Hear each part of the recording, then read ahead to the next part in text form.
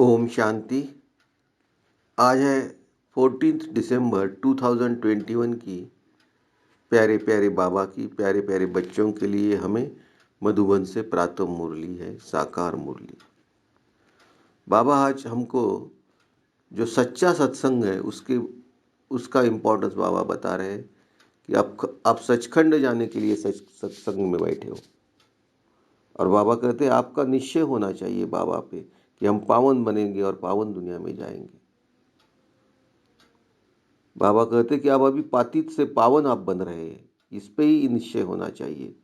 और रावण हमें झूठ संग है, तो रावण हमें झूठ खंड में लेके जाते हैं। तो बाबा सचखंड का मार्ग बताते हैं। बाबा का ही कहते हैं कि हेवन दी गॉड फादर।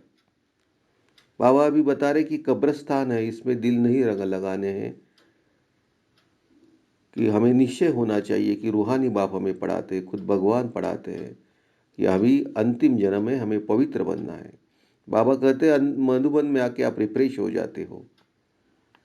बाबा कहते हैं आपको हड्डी सूख चाहिए तो धारणा करनी चाहिए, इस कब्रस्तान को नहीं देखना है, नई दुनिया के लायक बनना है और कंबाइंड रूप से सेवा करनी है, तो कंबाइंड रूप बन जाएंगे। और जो साधन है बेयात के वैराग्य वृत्ति की साधना मर्ज होने न दे। हमारी सेवा में साधन जो है तो उसको वैराग्य वृत्ति की साधन में मर्ज होने न देना है। ये बाबा ने आज अच्छे अच्छे पॉइंट्स हमें बच्चों को कहा है। तो ऐसे प्यारे प्यारे बाबा को फिर एक बार दिल से याद करेंगे।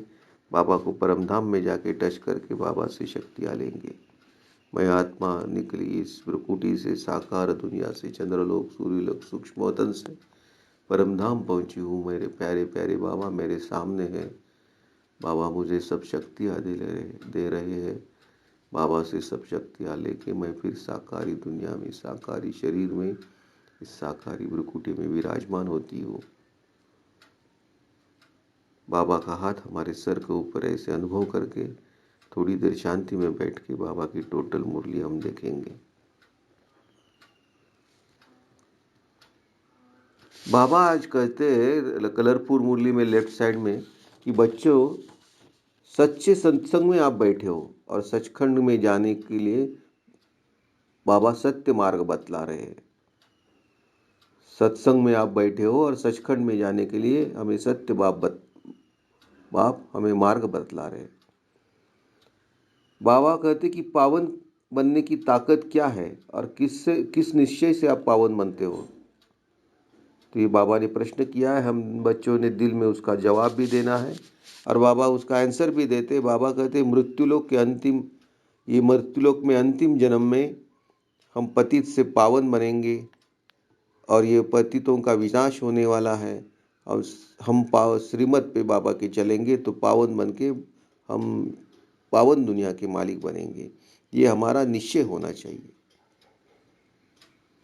तो पावन बनने की हमारी ताकत और बढ़ जाती है। अब आगे बाबा कहते कि बाबा ने जो आज गीत कहा है, आखिर वह दिन आया आज, क्योंकि बाबा कहते ये गीत आपके लिए हीरे जैसा है।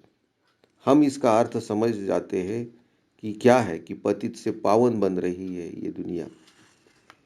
हम बाबा कहते कि हमें पता है कि बाकी सब झूठ है, सब झूठ संग है, यही सिर्फ सचखंड है और यही सत्संग है। बाबा कहते ये सत्संग का जो है वो त्योहार है, संगम युग के यह भी सत्संग का त्योहार है। बाबा कहते सत बाप के साथ ही संग होता है, दूसरे किसी से नहीं। आगे बाबा कहते मैं उच्च बाप सचखंड का मार्ग बताता हूँ, मेरा नाम ही है हेवनली गॉड फादर। आगे बाबा कहते ये सब रावण ने आपको नालायक बनाया है, बाप आपको लायक बनाते हैं। बाबा कहते हैं ये सब कब्रिस्तान है, इसको देखते ही नहीं देखना है। आगे बाबा कहते कि आपका निश्चय चाहिए कि किसके साथ हम बैठे हो, हम रूहानी बाप हमें पढ़ाते हैं। बाबा कहते हैं कि अंतिम जन्म पवित्र रहो। बाबा कहते मुझे श्वास से श्वास याद करो। और बाबा कहते कि जब आप मधुबन में आते हो तो आपको नशा चढ़ता है और आप रिफ्रेश हो जाते हो। बाबा कहते कि यह झूठ खंड, झूठी माया, झूठी काया, पहले पहले झूठ ईश्वर के लिए कह देते कि वह सर्वव्यापी है। आगे बाबा कहते सतयुग में झूठ होता ही नहीं, रावण आकर सचखंड को खंड बना देते। बाप कहते मैं कोई सर्वव्यापी थोड़े ही हूँ। आगे बाबा कहते कि बाप कहते hear no evil, see no evil, यह सब मरे पड़े कब्रिस्तान है, इनको देखते भी नहीं देखना है, तुमको लायक बनना है नई दुनिया के लिए। बाबा कहते कि बाप ने सारी दुनिया को पावन बनाने की जवाबदारी उठाई है, वह जो मत देंगे वह कल्प पहले ही वाले ही देंगे, इसमें मूंझना नहीं चाहिए। जो पास्ट हुआ कहेंगे ड्रामा अनुसार हुआ, बात ही खलास। श्रीमत कहती यह करो तो करना चाहिए, वह जवाबदार खुद है क्योंकि वही कर्मों का दंड दिलाते हैं, तो उनकी बात को मानना चाहिए। कहते हैं मीठे बच्चे गृहस्थ व्यवहार में रहते, ये अंतिम जन्म पवित्र हो। आगे बाबा कहते अब तुम बच्चे जानते हो हम पढ़ कर करके उच्च पद पाएंगे, ये बुद्धि में हड्डी रहनी चाहिए। तोते मिसल याद करते हैं ना, तुम्हारी बुद्धि में हड्डी धारणा होनी चाहिए।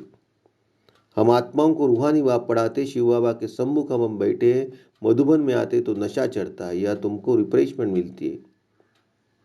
बाबा कहते अभी तत्व भी तमो प्रधान होने के कारण शरीर भी ऐसे सावरे, कोई टेढ़ा, कोई लूला लंगड़ा आदि बनते रहते, इनको कहा जाता है नर्क। बाबा कहते तुम सब साक्षात्कार होगा, बिजली के कारीगर आदि यह सब आकर नॉलेज देंगे। थोड़ी भी नॉलेज दी तो प्रजा में आएंगे, हुनर साथ ले जाते हैं तो अंतमति सोगति हो जाएगी। हाँ, तुम्हारे मुआफिक कर्मातीत अवस्था को तो नहीं पाएंगे, बाकी आत्मा हुनर तो ले जाएगी। बाबा कहते गृहस्थ व्यवहार में रहते, नौकरी करते बाप को और चक्र को याद करो, एकांत में बैठकर विचार सागर मंत्र करो, कुदरती आपदा आएगी जिससे सारी दुनिया खत्म हो जाएगी। बाबा कहते वहाँ सब मीठे पानी पर ऊपर महल होंगे, ये बॉम्बे होगी नहीं, इनको कोई नई नई बॉम्बे नहीं थोड़े ही कहेंगे। बाबा कहते विचार सागर मंथन करना है, मुरली तो कहाँ भी मिल सकती है, विशाल बुद्धि होने से पॉइंट को समझ लेते हैं। बाबा कहते श्वासोश्वास मुझे याद करो। ऐसे प्यारे प्यारे बाबा को हम फिर एक बार याद करके परमधाम में जाके बाबा को टच करके आएंगे, बाबा से सब शक्तियाँ लेंगे। मैं आत्मा इस कलयुग की दुनिया को भूल के परमधाम पहुंची हूँ, मेरे प्यारे प्यारे बाबा मेरे सामने हैं, बाबा मुझे सब शक्तियाँ दे रहे हैं, मैं सब शक्तियाँ लेके फिर वापस भी साकारी भ्रुकुटी में विराजमान होती हूँ। बाबा का हाथ हमारे सर के ऊपर ऐसे अनुभव करके थोड़ी देर शांति में बैठ के बाबा का प्यारा सा वरदान लेंगे।